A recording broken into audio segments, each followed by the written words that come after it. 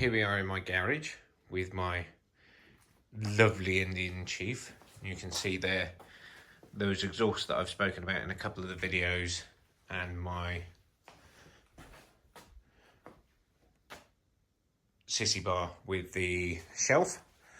But what I wanted to talk about today is what I've done with my GoPro setup and how I've managed to sort out the audio, because it's been the absolute bane of my life for the past couple of months trying to get audio on this piece of rubbish to actually function. So I'll just talk through the bits that I've bought, and none of this is expensive outside of, you know, if it's standard GoPro accessories, these are about 50 quid. This is the microphone adapter, unfortunately. I think this same setup would work with the media mod, but my media mods never worked properly, so I gave up on messing around with that rubbish as well. And what I'll do is I'll just talk through these bits.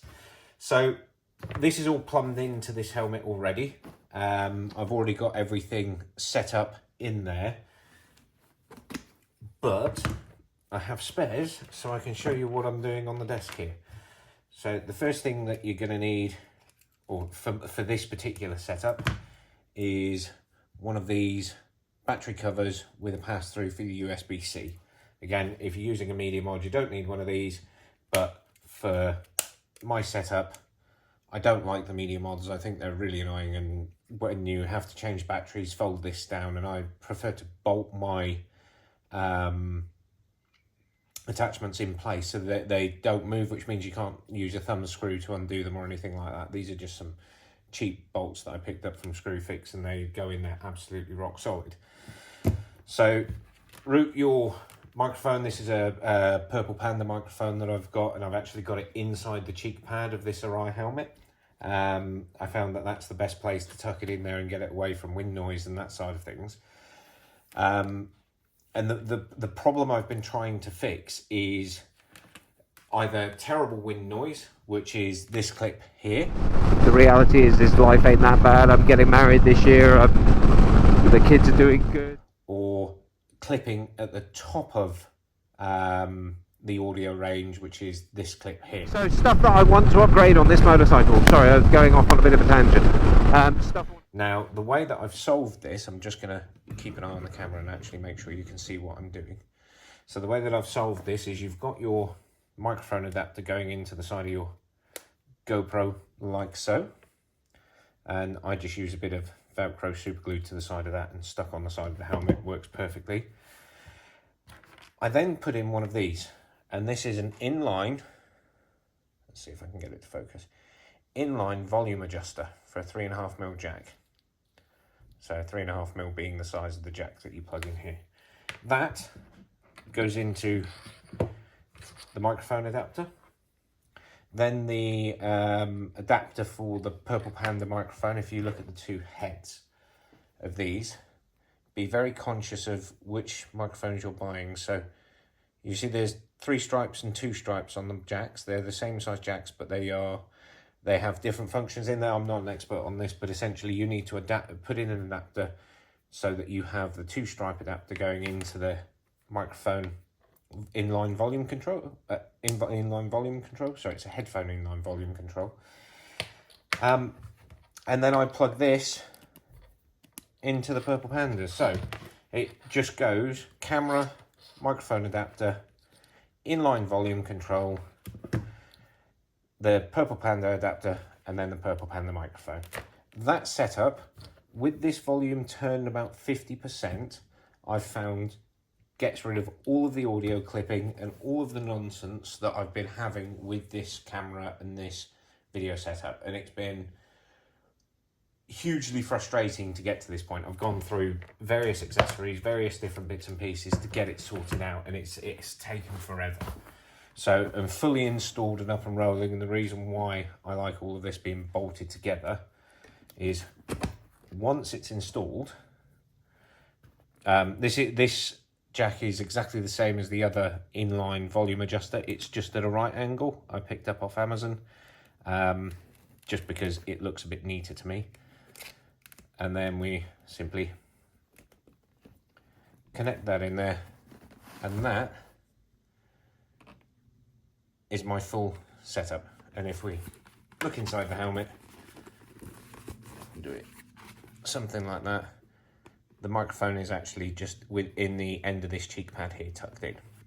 And it keeps everything out of the way. All the wire and bits like that, and the volume control I've been able to tuck in between various pads, and used a little bit of Gorilla Tape to keep it all out of the way.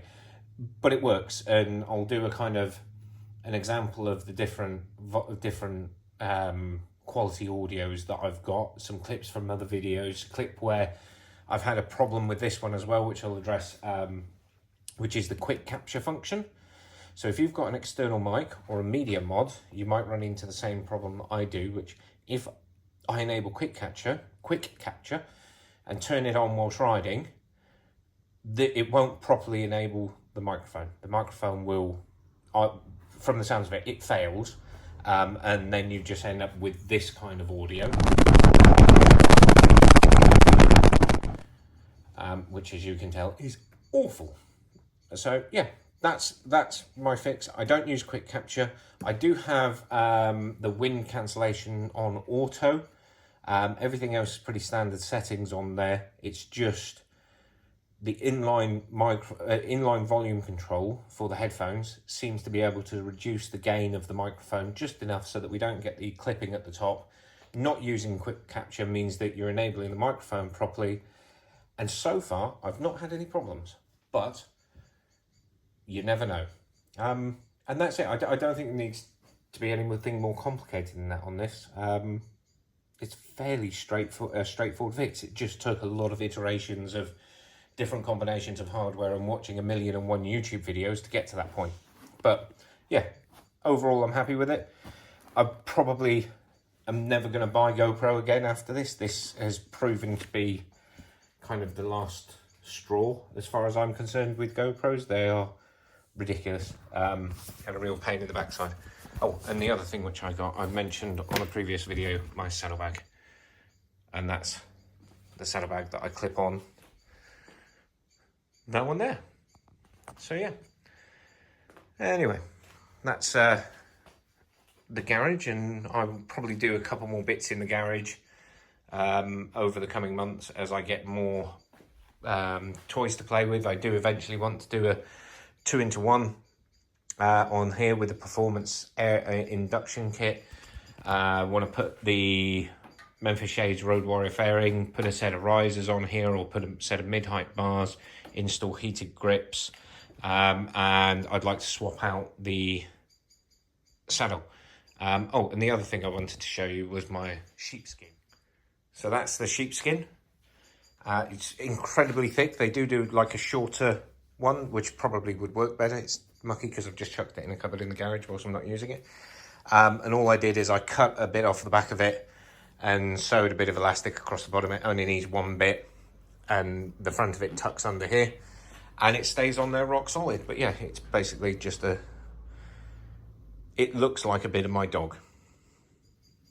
So yeah. Anyway, that's it for this video. Thank you very much.